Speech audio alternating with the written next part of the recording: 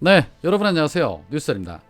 3월 9일 대선이 끝난 직후 민주당의 지도부는 송영길 대표를 필두로 해서 총사퇴했습니다. 그리고 3월 25일에 원내대표 선거를 할 것으로 예상을 했지만 의총에서 6월 지방선거를 앞두고 쇄신보다는 안정론을 택한다는 명목으로 윤호중 원내대표를 비대위원장으로 하는 비대위 체제로 선거를 치르기로 결정을 했습니다.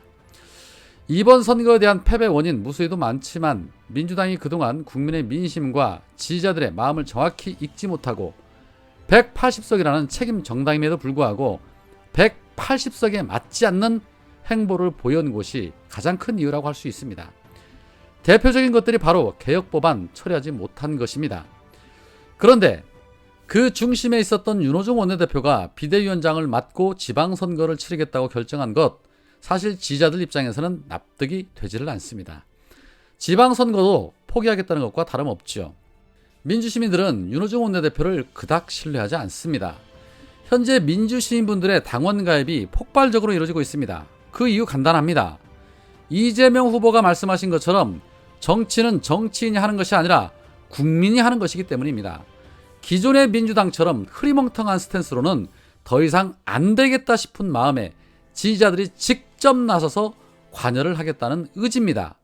그런데 그동안 중도적인 스탠스를 취하면서 말로만 개혁한다고 해놓고 아무것도 못했던 그를 비대위원장으로 지선을 치르겠다는 것은 쇄신의 의지가 전혀 없는 것이고 반성의 기미가 전혀 없다고 볼 수 있습니다. 똑똑하신 의원들께서 고민 끝에 결정한 것이겠지만 대다수의 지지자들은 납득할 수 없는 결과입니다. 오늘 김두관 의원은 페이스북에 장문의 글을 통해서 피투하는 심정으로 이런 말을 했습니다. 최소한 윤호중 비대위는 안 됩니다 라면서 이재명 후보를 비대위원장으로 해서 당에 쇄신을 해야 한다는 글을 올렸습니다. 그러면서 이재명 후보를 비대위원장으로 추대하는 서명운동을 시작을 하셨는데, 일부는 공감 가는 부분도 있지만 글쎄요 라는 물음표도 생깁니다. 해서 여러분들에게 제가 게시글을 통해 의견을 여쭙습니다. 이재명 후보가 비대위를 맡아야 한다는 의견은 전체 의견의 7% 정도 비중이었고, 비대위원장은 안 된다, 당대표를 맡아야 한다는 의견이 86%로 압도적이었습니다. 또한 지방선거에 출마해야 한다는 의견도 3% 정도 됐습니다. 많은 분들께서 이재명 후보가 지방선거 이후 당대표를 맡아 이재명의 개혁적인 민주당으로 거듭나기를 고대하고 계시는 겁니다. 그동안 지난 총선에서 대승한 이후에 민주당은 지지자들의 민심에 귀 기울이지 않았습니다. 거대 정당으로서 독단적으로 국회를 이끌어간다는 비판을 피하기 위해서였습니다. 결국은 엄중, 신중만 외치다가 2년 가까이 개혁입법에 대해서 아무것도 처리하는 것이 없었던 것이 대선 패배의 원인 중 하나이기도 합니다. 그랬던 민주당이 또다시 쇄신보다는 안정론을 이유로 윤호중 원내대표를 선택했다는 거, 지방선거도 패할 게 뻔하기 때문에 책임지지 않기 위해 의원들이 몸살이고 있다라고 볼 수밖에 없습니다. 대선에서 패했는데 지선에서 이긴다는 거 사실 어불성설이죠. 그리고 제 개인적으로는 지선에서 이기거나 반반의 승리가 이루어지면 안 됩니다. 왜냐? 그러면 또 지방선거 승리를 핑계로 기존과 전혀 달라지지 않는 민주당이 될 것이기 때문입니다. 해서 처절하게 패배의 쓴맛을 보아야 한다는 생각입니다. 제가 이런 말씀 드리면 비판하시는 분도 계시겠지만 저는 그렇게 봅니다. 사실 이번 대선 패배 이후에도 지도부 총사퇴 외에 달라진 거 아무것도 없습니다. 그렇기 때문에 개혁 없이는 민주당은 없다라는 것을 의원들이 뼈저리게 느껴야 한다고 봅니다. 개혁에 강한 열망을 가진 일부 의원들도 계시지만 그저 자리만 차지하고 계산기 두드리는 의원들 적지 않기 때문에 그들을 솎아내기 위해서라도 그렇게 가야 한다고 봅니다. 윤호중 비대위 체제라 정말 한숨 나옵니다. 늘 지지자들의 민심과 반대로 가는 것 같아서 정말 안타깝습니다. 정청래 의원님이 페이스북에 이런 말씀을 하십니다. 민주당 어떻게 할 것인가? 슬픔은 슬퍼한다고 없어지지 않는다. 슬픔은 희망에 기쁨이 있어야 사라진다.